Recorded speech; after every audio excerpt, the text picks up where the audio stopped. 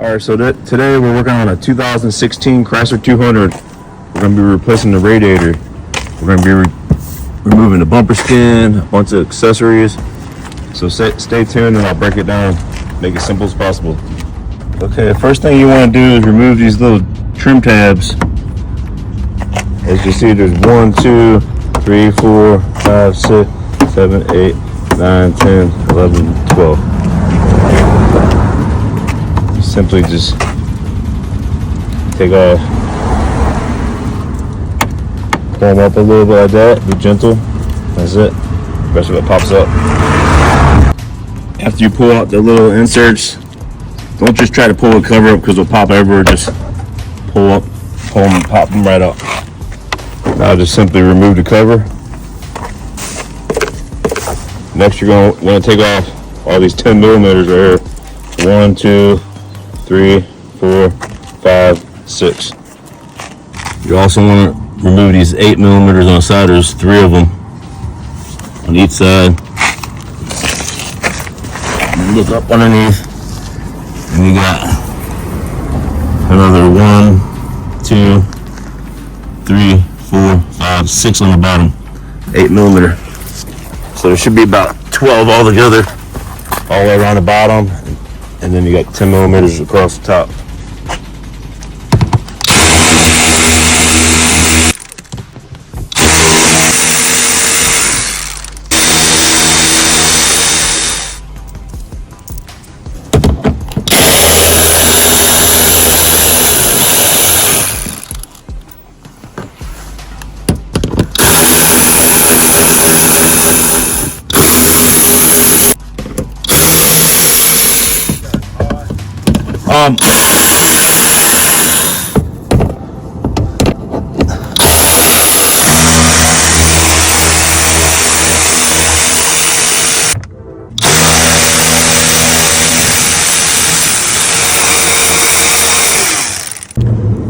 You're gonna have one more screw up inside of here. I'll get a light in a second. Okay, let's get these top off.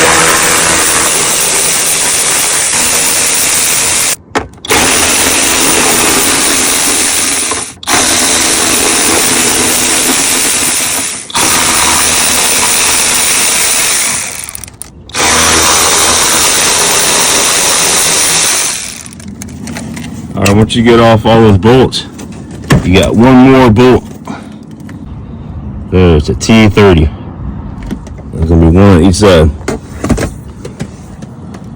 Simply remove this on both sides. I recommend using a regular ratchet because it's got a plastic bushing up there. You don't want to spin it and strip it.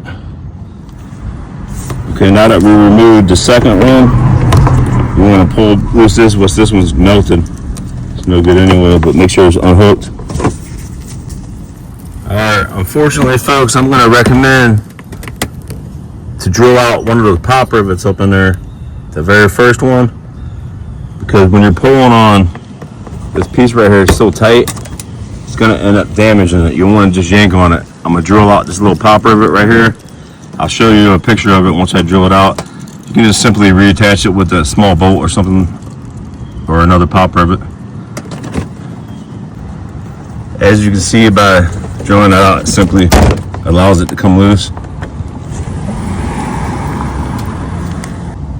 I wouldn't take your chances on trying to pull it out. I feel like you'll damage something. Okay, now that you got this bumper all freed up, you don't want to take off all the plugs individually. There's one bulkhead connector right here on the driver's side.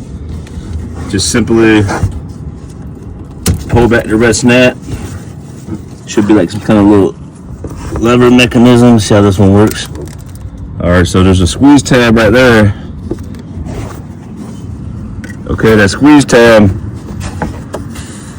you're basically squeezing it and pulling it back down this way. Just set it in the same place right there. Now you got access to the front. Next thing we're going to do is take the headlights out, and then we're going to take the bumper part off. We're just loosening that tin right there, and you're going to remove these 4 on each side, but just loosen this bottom one. Has a little slider on it.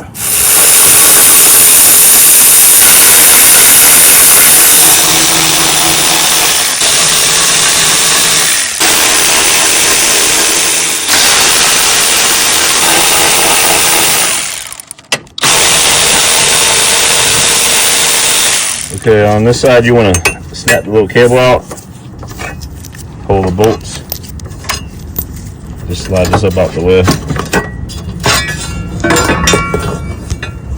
There's going to be a few things on this side. Go ahead, since you already got the 10, take that 10 off right there, because this piece is going to come off too eventually. Okay, now that you have that bracket off, you're going to want to take this little trim tab off on each side. There's a few key points of this video that you need to pay attention to. That one is that popper deal right there. Make sure you drill that thing out so you don't mess your fender up where it don't sit flush. All right, there's one more bolt right here.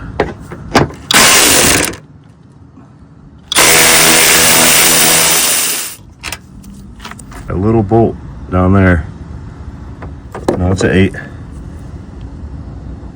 That's the last bolt holding on. So you got the 8mm, and you got the 2 bolts that were with that bracket, that popper of it, and the 10mm here on the side. And it's gonna be the same thing on both sides.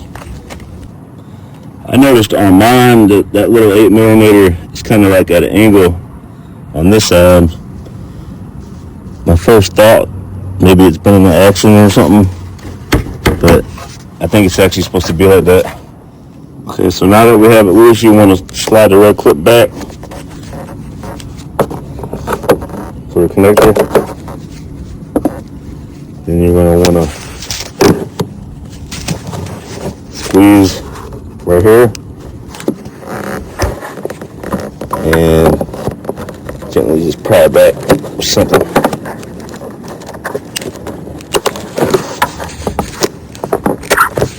Kind of tight.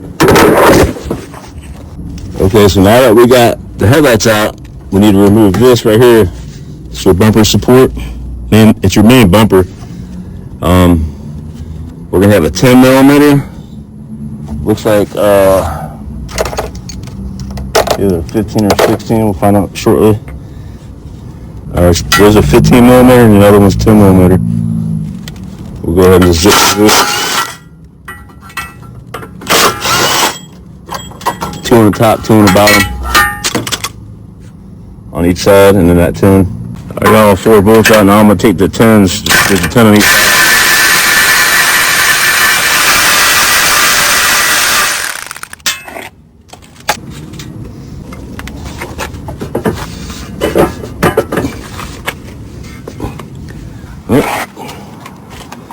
That's why I'm doing it live action. This is my first time doing one on the 200. There's another hidden 10 down there on the bottom. I didn't see that one.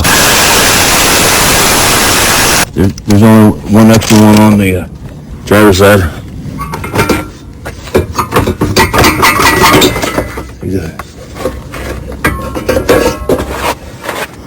Set this to the side. I'm mobile, so when people drive by, they probably think, wow, what's going on over there? Looks a little crazy. Alright, so next step, we want to take this whole thing off. It's all on our wheel. There's no doubt about that. You got a bunch of 10mm bolts going across the top. You got some trim bolts holding these tabs on. And then I'll see you when I get to the bottom on the other stuff. Alright, let me give you a quick rundown. I had to take off all these 10s right here. 2 trim tabs off each side. One right here, one right here. A trim tab off of here. 10mm bolts there and there. Same thing on that side. 2 trim tabs. And see, I got it loose. A couple other things I'm gonna take off. You always want to take it off the easiest way. So I'll snap this piece right here. We're gonna squeeze that tab right there. Pull that out. Okay, so we're able to take this off all on one whole piece. Set this to the side.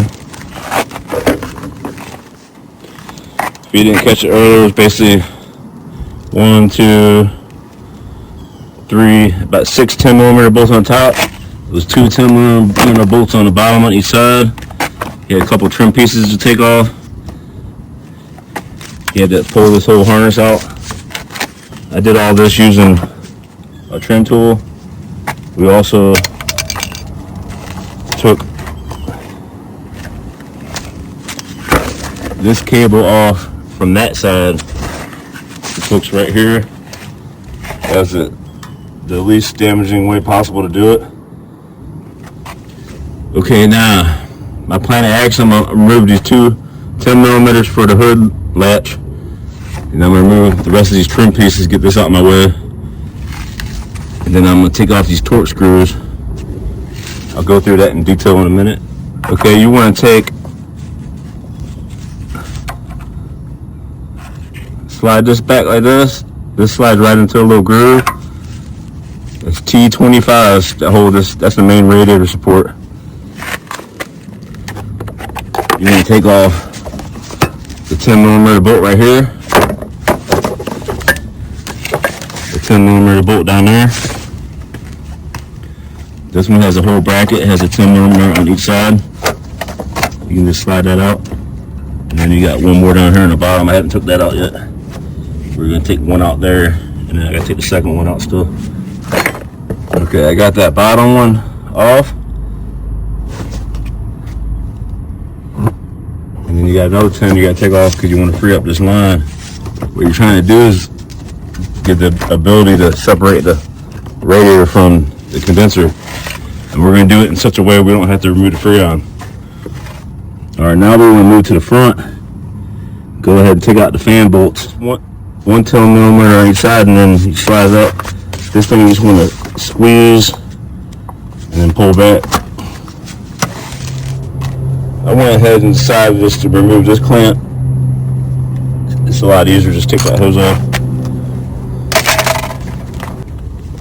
Okay, after removing that hose, I was easily able to remove the fan. The bottom hose is going to be a little clip. Just power blunt.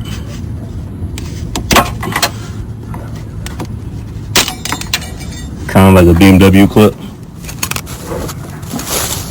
Definitely don't lose it. Okay, so now you want to remove this bolt if you didn't already do it. It's 10 millimeters. Take these two.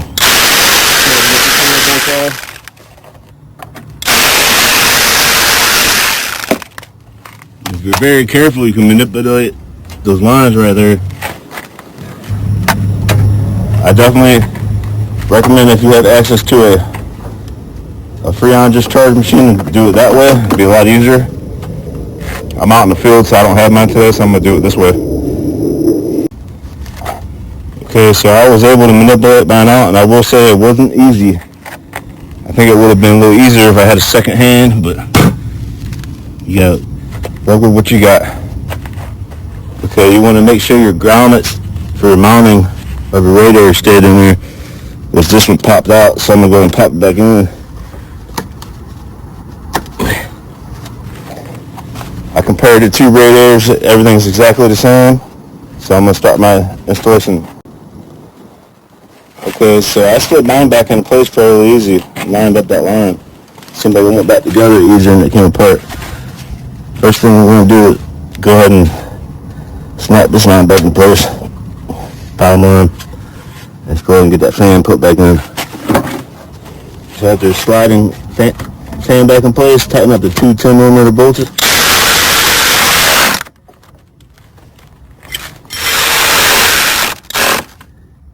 We're going to start reassembling the front. You just do everything in reverse order as you took it off. Okay, while reinstalling all the little brackets and trim pieces, I realized it was a bit of a quagmire. So I'm just going to zoom in on any pieces in case you're having trouble lining everything up. So you can see what I took off and what I put back on.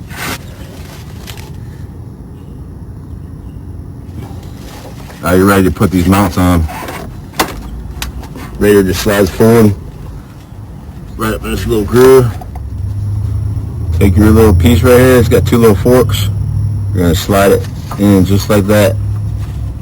And take your two T25s on each side and tighten it down.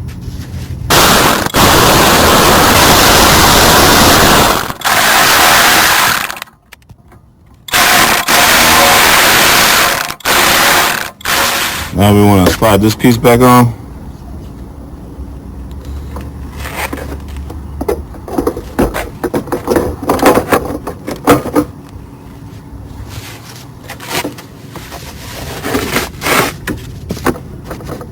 We have to fish it back down through this trim a little bit.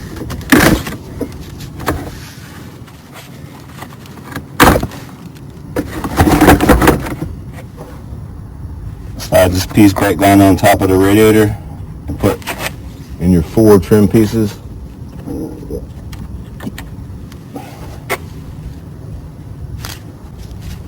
Install all your 10mm bolts.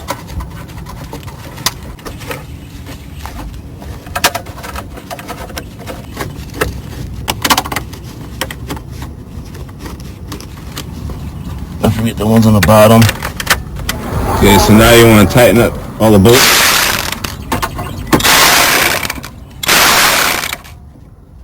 On these right here, I'm going to have to set the camera down. You want to line up where the circles were at.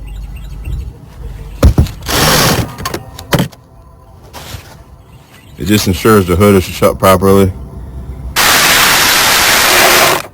Make sure they're all started hand spun before you start.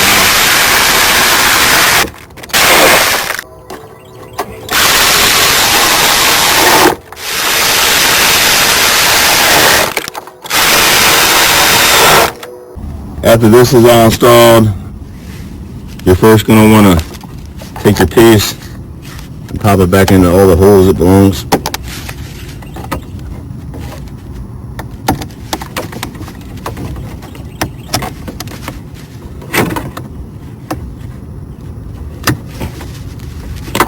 Don't forget to plug this in. This is called an ambient temperature sensor. Without this, your AC won't even work. So I got confused about stuff like that.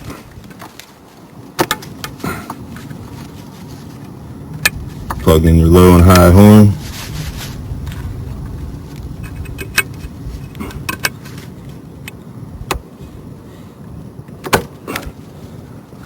You're going to take your little piece, your little ball, put it back into place, pull it back on it, slide it, lock it in.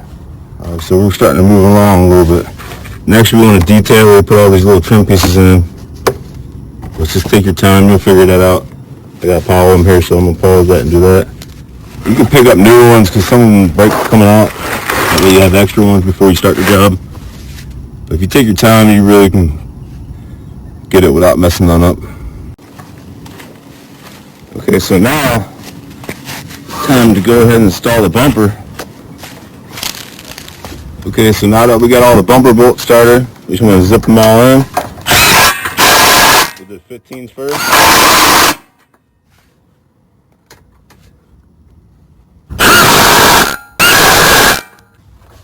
Those 10mm do have a purpose. They help you line the little bumper right up.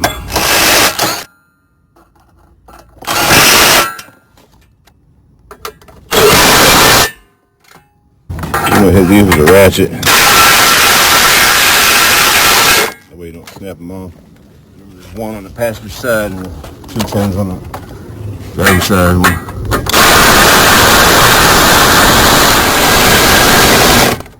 Okay, so now we're putting the headlights in. I found it easier to go ahead and tighten up the 8mm bolt first and zoom in on it. It's in a lot tighter spot. One then clip down the plug.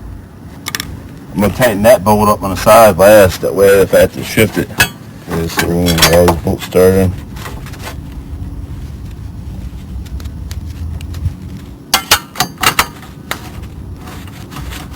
Don't tighten anything up until we get them all in there. Okay, the trick to the headlight is you want to get it sitting flush in this piece right here. Best you can. Then you tighten up that bolt. Okay, so we got this whole thing tightened up. Just do the same exact thing on the other side. Okay, now that you got both headlights in, it's time to install the bumper skin. This is the part you just want to be a little gentle. You put the bumper skin in, make sure you lock it up on that pin. Give you an example. Right there. Start push them in right here and work your way around. See how it locks in.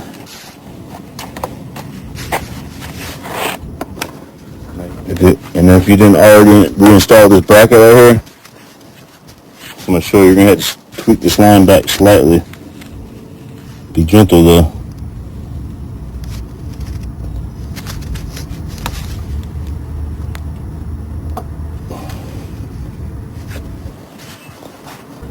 Now you got this tweak back in place, you simply just want to go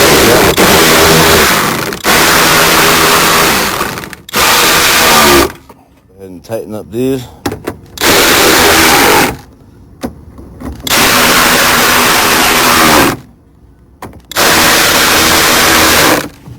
Now you're ready to install the cover. But we're going to leave it loose for right now because I still got to put that hose back on and kind of clamp. Don't forget to come over here and plug in your bulkhead connector for your power lights. Squeeze and make sure it locks all the way in. Now you want to put your T30s back in. Okay, you simply want to hand crank the 10 T30s same way you remove them because there's a little plastic thing in there. You don't want to spin it loose. You're going to have a really difficult time after that point. Okay, now that you got all the T30s started, both T30s tightened down, I'm going to get all your 8mm. For the bottom trim and the side trim. Remember there's 3 on the sides and 9 on the bottom. Okay, now that we got them all hand started, let's go and crank them all down.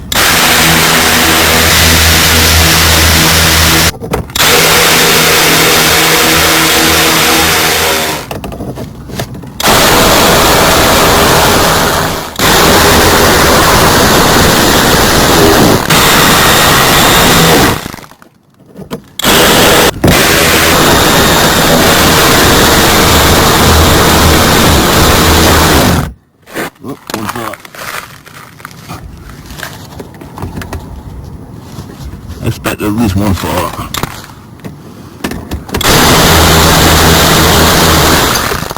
Two.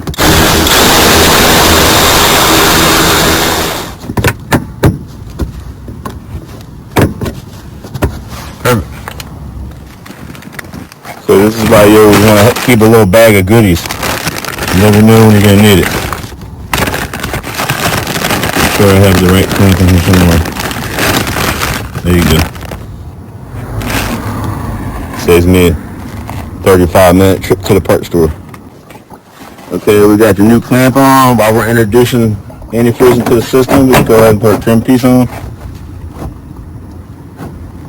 Okay, now we introduced the antifreeze to the system. We're going to go ahead and start this thing up. The car's been sitting for a little while, so the battery's dead. So we're going to jump start it. See what we got going on here. There you go. Alright, we're going to want to crank the heat on full blast.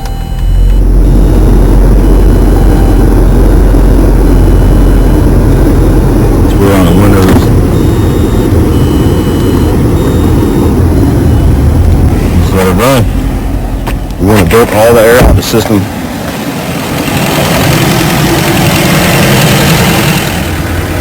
I just want to say thank you for joining us today for this video.